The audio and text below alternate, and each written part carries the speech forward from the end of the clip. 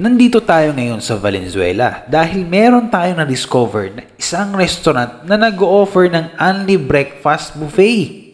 Tapos nasa gitna ng palaisdaan, just imagine nasa Metro Manila ka lang tapos feeling mo nasa probinsya ka na. Ang pangalan ng restaurant na ito ay Nanay Aning's Kainan at located ito sa 133 Tagalog Road, Valenzuela. Kung mag-Waze kayo or Google Map, i-search nyo lang yung Nanay Aning's Kainan at makikita na doon yon. Tapos pwede kayo mag-park sa may Eco Park. Malapit lang yun, tapat lang. Ang operating hour naman nila ay Monday, Tuesday, Thursday, Friday, 11 AM hanggang 10 PM.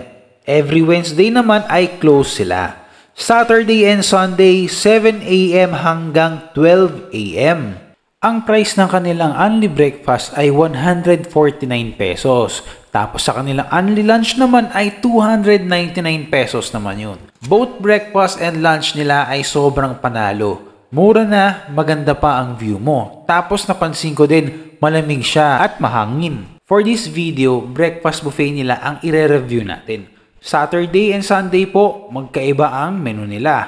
Tip ko lang po kung pupunta kayo dito.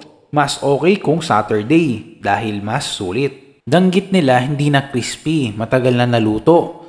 Pero okay pa din naman.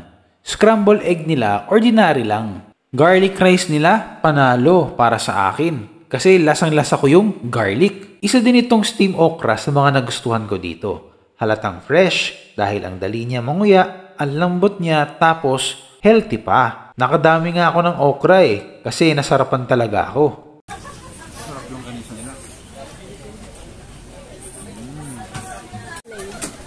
Okra nila dito, ang sarap, ang lambot. O diba ayaw pa magpakain ng okra nila? Isa din ito sa mga nagustuhan ko dito, yung kanilang ube flavor na champurrado.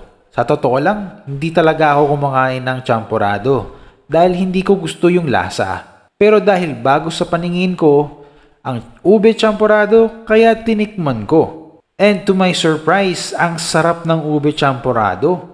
First time ko makatikim tapos nagustuhan ko agad. For me, panalo yung lasa, ubeng-ube.